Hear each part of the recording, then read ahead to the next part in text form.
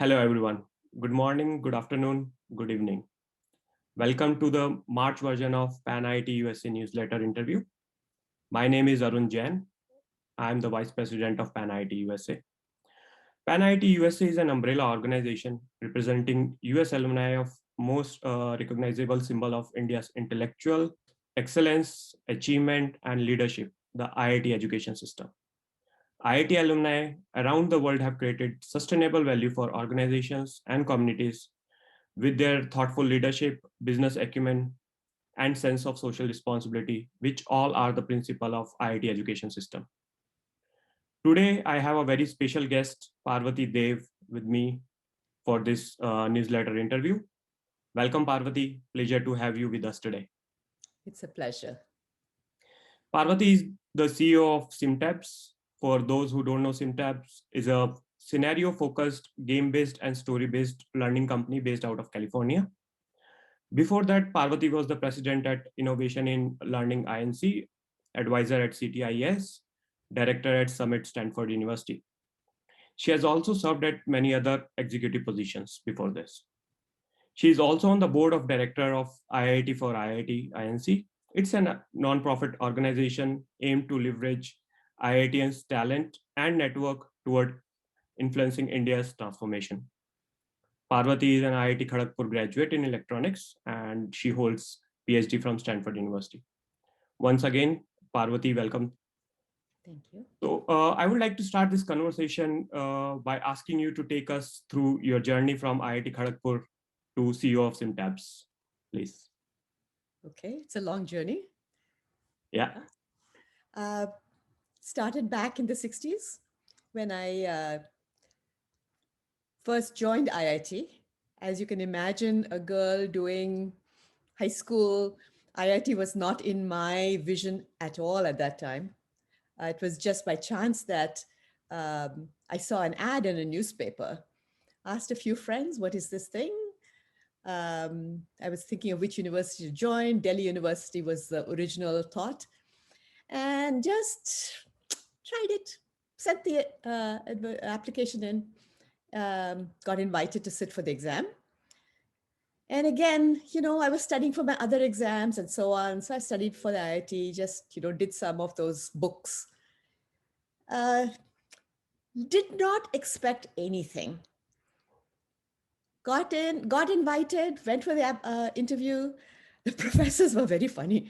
One of them said, "Why are you trying to join IIT? You are taking a boy's place." Oh, what am I going to answer? Yeah, maybe. So anyway, I did. I joined. Those 5 wonderful years. You can imagine. We all know what it's like. Yeah. It really opened my mind, made me aware so much more that can be done uh, beyond college, marriage, and that's it.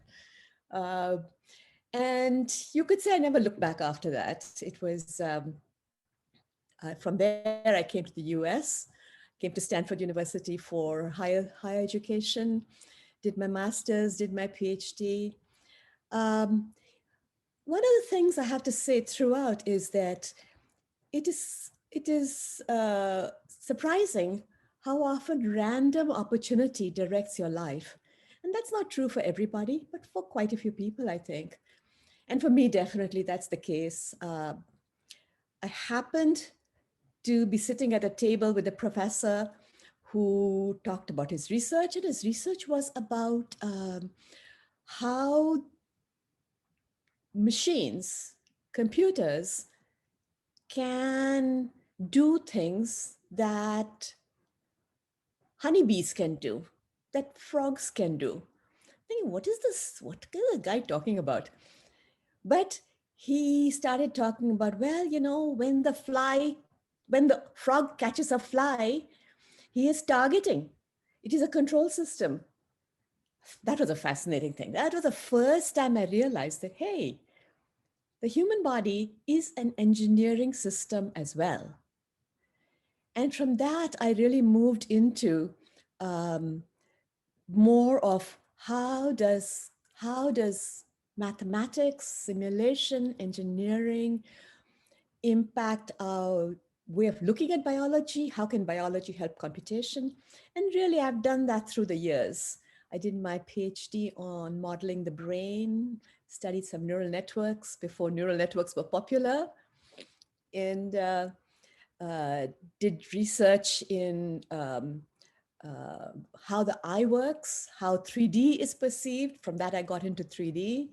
Um, and through university research alternating with running R&D in businesses, um, I came to where I am now, which is taking the concept of simulating the human being, but in the environment of a hospital.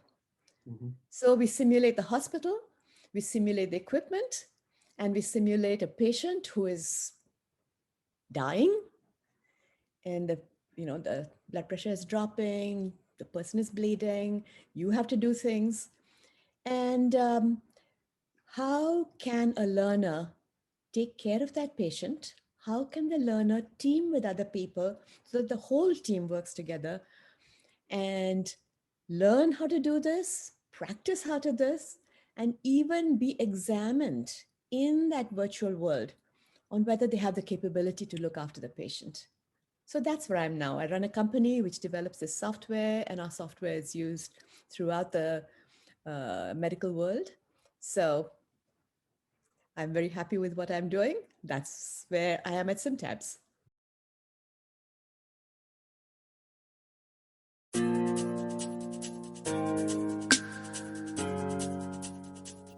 Greetings, this is Cindy Foronda, the current president of Anaxel, and I'm here to welcome you to our first virtual conference. I know this will be a little different from our face-to-face conference, but I'm pretty sure you'll be pleasantly surprised on all that we can accomplish virtually. I'm standing here right now in the world of health team spaces. Let me show you around. So here's our exam room. Let's see. Hello? Oh, excuse me. Okay. So that room is occupied. Let's check this room here. Hospital room. And this is also occupied. You know what? Let's go to the conference room. If you don't mind, just come upstairs with me, and there's a nice place we can meet up there. Thank you. I believe it's an important month that we are talking about, where you started when Professor asked you that question, why you want to come to IIT, and this is really the right period to kind of talk about that and talk about your journey, where you have where you started and where you have come through, right? So it's really amazing. So this gives me an interesting segue into my next question. You have done some research in medical science, and then you are developing e-learning um, uh, applications and softwares to kind of take the industry to the next level. So what kind of common factors, you talked about few, but really how does this journey started in terms of uh, doing a medical research, you flipped on over to e-learning and then decided to pursue that and take it to the next level? Yeah. Um, I started off very much as a researcher, an academic, and I thought that that was my life. I was doing um, biological research on how the eye sees, how the body moves. Um, and my husband was working at Lockheed, so he was in the corporate world, Mhm. corporate research. Um, and I thought, oh, I cannot do this. No company will want me. What is, I'm happy doing my research. Again, it is like opportunities you don't realize that are there and that you should step forward and take. You, Mhm. you still, it's status quo. But again, my research came to the eyes of different medical professors at Stanford, and they talked about it amongst themselves. And one of them was starting a company, and that company needed somebody who understood three-dimensional imaging, but understood the human being as well. And they asked whether I would come and just advise them. I went to talk with them, and they then offered me a consulting position.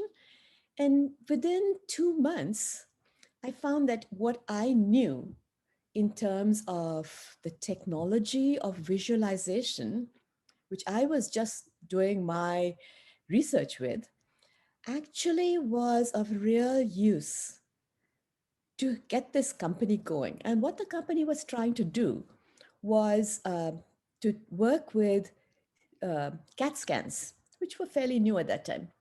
Work with CAT scans, stack them up one on top of the other, and create a 3D.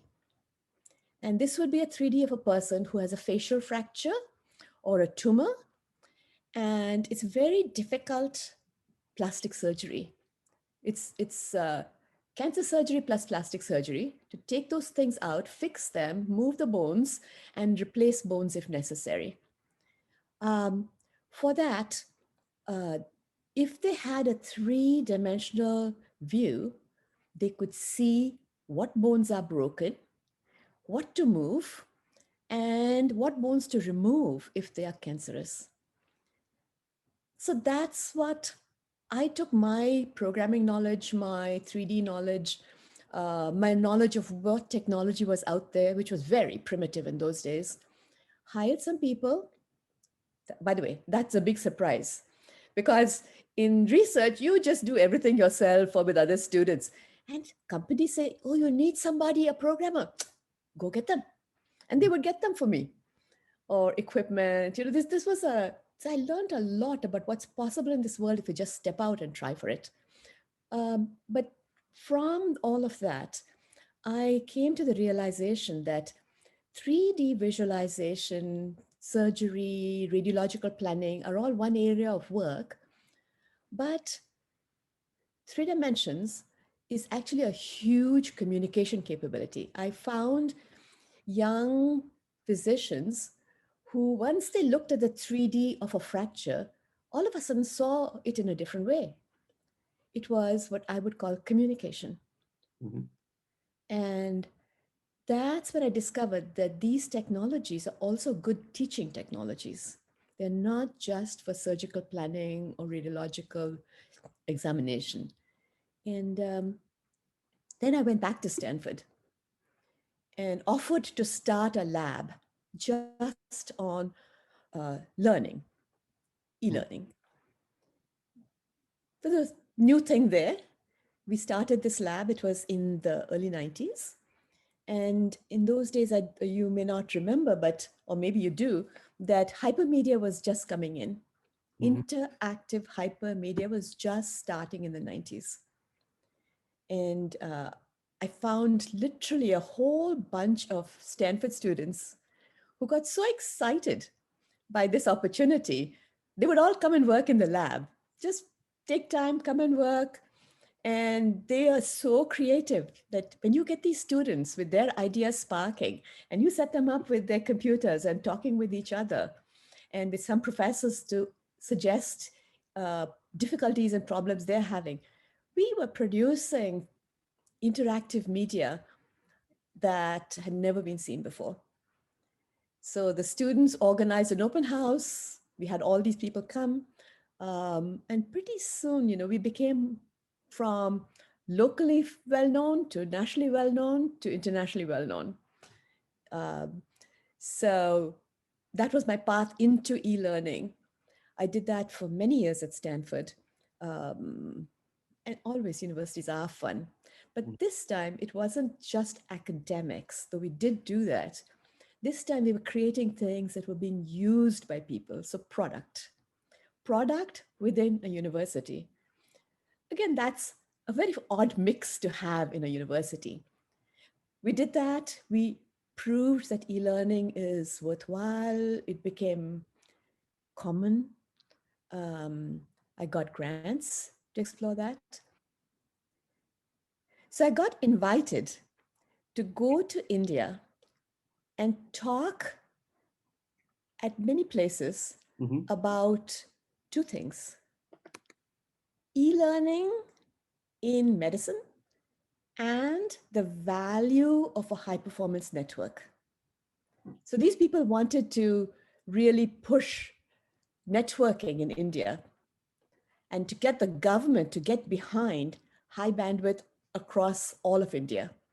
And I was, in a sense, the evangelist who went out and talked about how high bandwidth could make them deliver better medicine. So that experience of talking with government, with groups all across the country, with uh, research labs across the country, showed me that there is another need out there. And that need is to produce products and disperse technology outside of the university.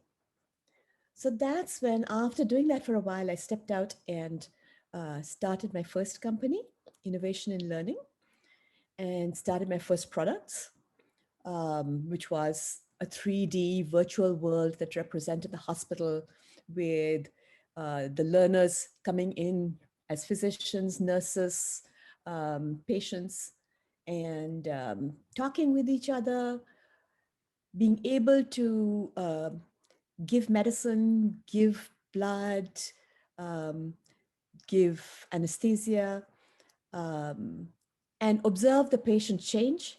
So it was a very exciting uh, kind of product to put out. We won awards across the board, and even from the US Army.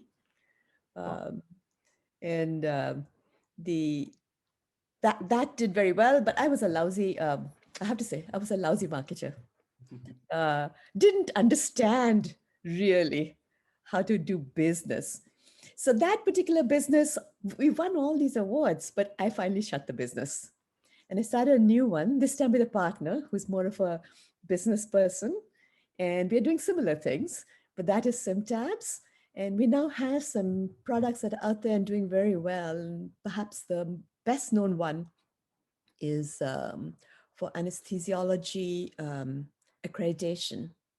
So it has to be something very powerful, very realistic, that a practicing anesthesiologist who's 50 years old has to go back and get his credentials, can use this simulation to show that they are able to deal with crises in the operating room and can manage this patient and bring them out safely through the surgery.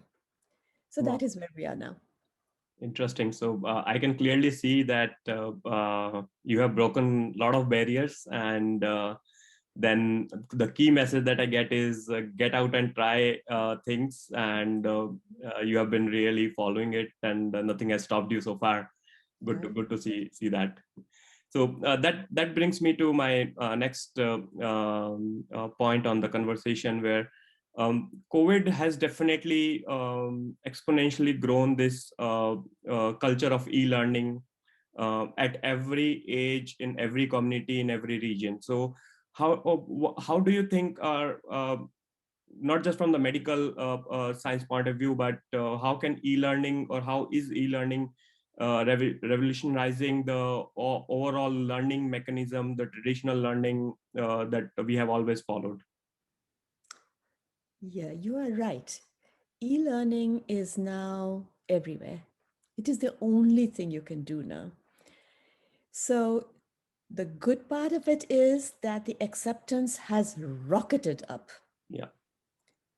The bad part of it is that this very rapid use is really highlighting all of the problems, of which there are many.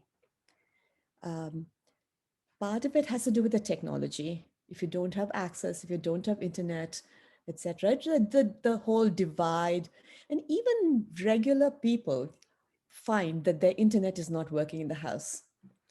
Um, when you have hundreds of people all joining the internet, and the internet is this tiny thin pipe, it doesn't work. And that impacts e-learning. So there's a lot that has to happen with infrastructure for e-learning. And I think people learning that very clearly. The other thing that it's really showing up is that e-learning is not set up for the social aspects of life and of learning. Mm-hmm. We talk about how learning should be a social enterprise. We talk about how people, learn together. But before this, we were teaching one-to-one, really. You would get a book, some exercises, you would do your homework, you would listen to the lecture. Each person was an individual unit studying. And sure, they got together occasionally and did, work together, but the way learning worked was individual. And what we are finding is that students all by themselves, they get depressed. They they don't learn, they're not motivated. There's something about learning together that really works. And it's not a matter of you teaching her or she teaching somebody else. Um, it really is that togetherness. Yep. And of course, when you can discuss with each other, you clarify things. But so e-learning has, this is really a turning point for e-learning. It's one of those wild social experiments you never thought would happen. And there it is. So now we know, in 12 months, we know so much more about what can happen and what should happen with e-learning. Of course, the other good thing that has happened is numerous companies have become successful around this and now have a war chest that they can use to do better things. And numerous faculty have learned new aspects of teaching which they would probably have denied before, which is that students do not need to be taught like in a didactic way, that the teacher can indeed be somebody who guides and advises while the student does a lot of learning on their own, because there's no way that a student is going to listen to a lecture. 100 students listening to one lecture is just not, you won't see the students. The Zoom screens will all be empty. So I think that faculty have learned a lot too. This has been a grand experiment. Yeah, I can definitely correlate that with my kid when they do e-learning, and it's been a year and they don't have friends, because when they move to the next class, they say like, we don't talk to friends now. I know. So that's definitely that social aspect what you talked about is definitely missing, and that needs to kind of injected some way or the other into whole of this e-learning mechanism that we are experiencing now. Sure. So now I'll bit diverse from our topic, and given March we celebrate as a Women's History Month, and so I just want to kind of brainstorm with you on, as a community, what more we can do to empower women and take really this thing forward. This is a very difficult thing to actually address. This is a very challenging question because there is so much one can refer to.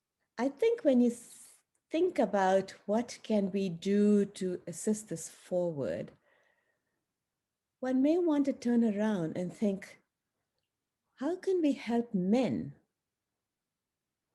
to think a little differently about women? Yeah. It doesn't matter how strong the woman is. If they have to have an uphill battle all the time, it is tiring. Mm-hmm. Young men are changing. So every generation, we are seeing progress. Yeah. But there's too many who still believe that they have power over women. Mm-hmm. Women can go and work, that's fine. Women can, study, that's fine. But the power resides with the man. And that is something that has to change. It is changing, but it has to change much more broadly. So that's perhaps where I am. It's not just the women that need to change, the men need to change as well. Mm-hmm. Absolutely. No, absolutely. I completely agree that we have to fast pace some of these things to bring that level of equality, and that has to happen more on the men's side rather than women's side. I completely agree. Next thing, I would like to really get some advice for students at IIT and other universities and alumni out there. We have like 300,000 alumni in the world now to kind of see and what they are also dreaming to be as successful as you, right? So what would be your advice to them? Be open to opportunities. There's so much that one can do. Don't think you have to jump to the top right away. Do what you love. Then you will do it with excitement and you will really do something well. That is, I would think, the biggest thing. Don't let anybody say you can't do it. Just enjoy it and do it. Sometimes it's hard, sometimes it's hard work, sometimes it's dull, but you have an idea and a goal you want to go for. Right. And I believe that locus of control has to be internal rather than external, so that people can't control you, you control yourself. And You got it. Yeah. Cool. So this brings towards end, but I still want to ask you this, that is there anything else that I would have asked you or you wanted to talk about that I did not touch upon? I think the one thing that I might mention, which is outside of everything here, is one needs to round out one's life with nature. We don't talk about this at all, but particularly when you live in a big city, this is difficult. But going out somehow where you can see trees, animals, birds, something that isn't perpendicular, rectangular, box like, give something to the human being that it needs and doesn't know it needs. So I would say in one's life, plan interaction with people, enjoying what you're doing, but also think about how you can bring some nature into your life. Little of an unusual thought, but that's Absolutely. So how do you do that? Let's understand that. well. Firstly, I'm always growing plants. Okay, nice. Yeah. Secondly, I have a bird feeder. Wow.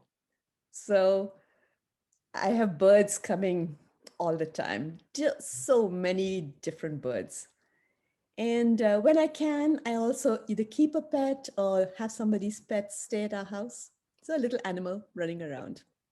Okay, nice. I do planting as well, not that much, but yeah, it's a nice thought to try to be close to nature, because of course there are a lot of things to learn from nature as well, not just from e-learning for that matter. So sure. So this brings me to an end of this interview conversation, Parvati. I would like to thank you a lot for sharing your journey, sharing your thoughts. It's been definitely inspiring.